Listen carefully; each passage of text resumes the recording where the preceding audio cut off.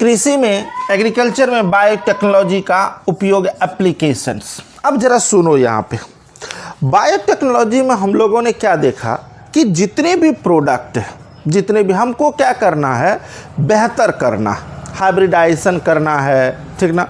और इसमें उसके जीन में परिवर्तन करके, ट्रांसजीन तो आप लोग जानते हैं।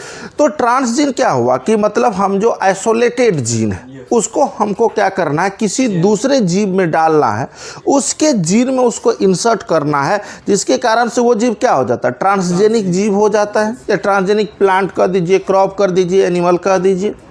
अब सवाल है कि बायोटेक्नोलॉजी हमारे कृषि में करता क्या है, क्या इसका उपयोग है, कैसे ये चीज़ कर रहा है।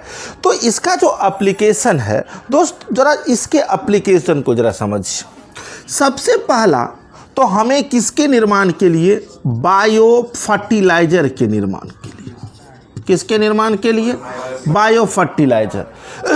अगर बायोटेक्नोलॉजी ना है तो बायो फर्टिलाइजर तैयार होगा, जैविक खाद तैयार होगा, नहीं तैयार होगा।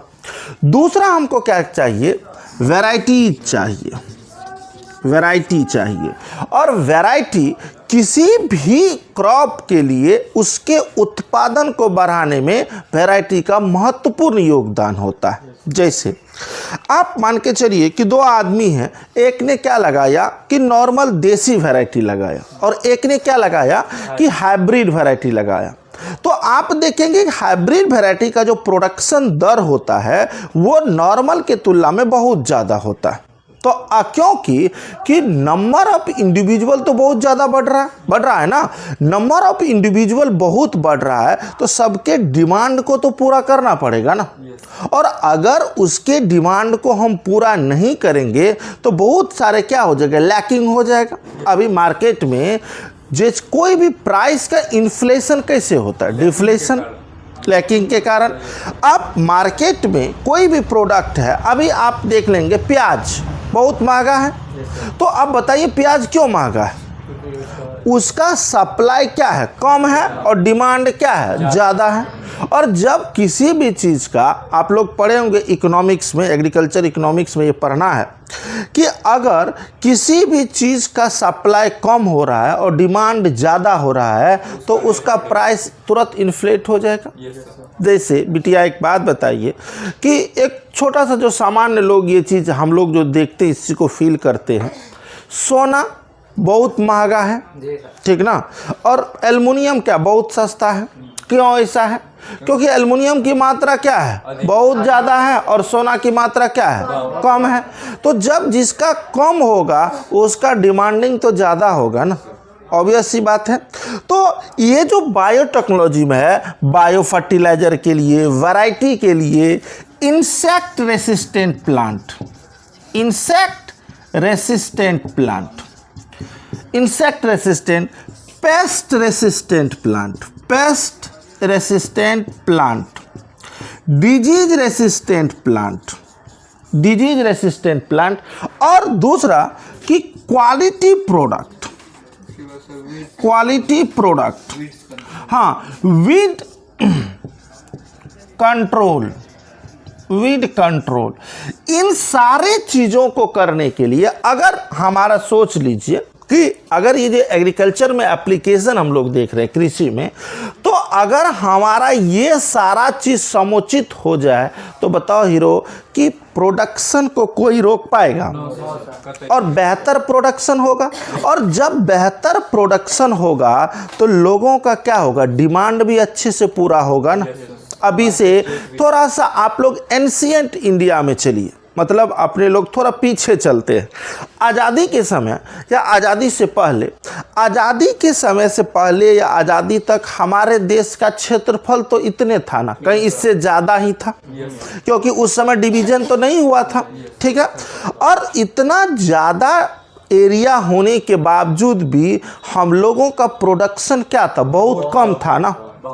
आपने सुना होगा कि लगान एक कंडीशन होता था जिसको कर के रूप में हम लोग देते थे, राजा को देते थे, तो उस लोग क्या करते थे, उस चीज़ को ही कंप्लीट नहीं कर पाते थे, पूरा नहीं कर पाते थे, जिसके कारण से कि पूरा का पूरा वो गरीबी से गरीबी। और पहले तो ये भी व्यवस्था था ना अगर दादा कर्ज लिए हैं तो उसका बेटा चुकाएगा, बाप चुकाएगा, बाप से नहीं चुका तो उसका बेटा चुकाएगा, बेटा का बेटा चुकाएगा, ऐसा चलते रहता था, सिस्टम था।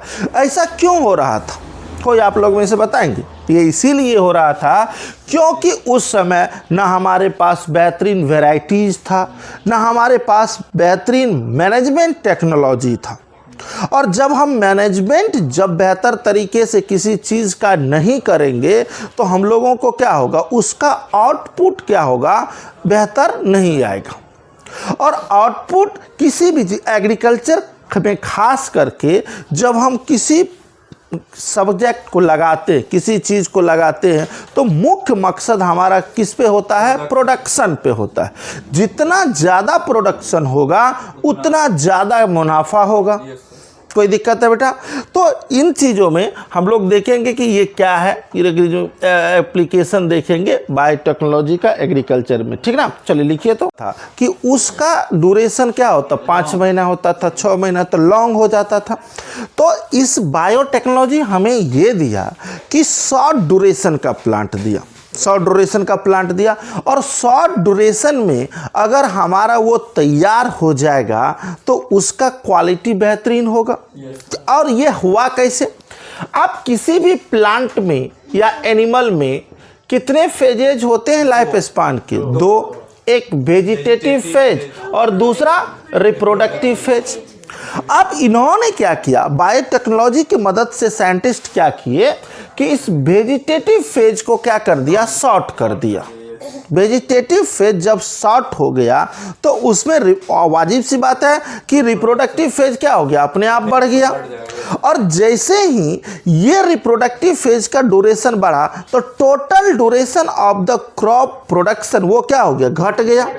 और ये घट गया तो हम लोग कम समय में एक बेहतरीन क्या कर सकते हैं, प्रोडक्ट ले सकते हैं। जैसे पहले आलू अभी ऐसा होता है 60 दिन में तैयार होने वाला आलू होता है, जो 60 दिन में 2 महीने में कंप्लीट बन के तैयार हो गया।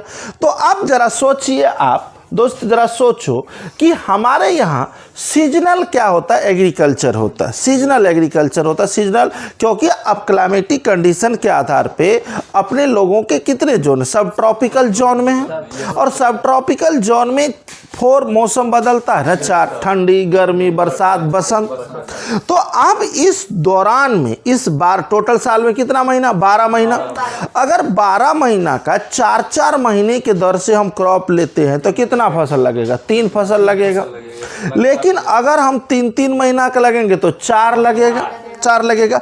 अब जरा देखिए, तो इसमें हमने क्या कर लिया कि जैसे ही उसका कम किया, प्रोडक्शन ड्यूरेशन कम किया, हमारा नंबर ऑफ क्रॉप ज़्यादा लगा रहे हैं ना।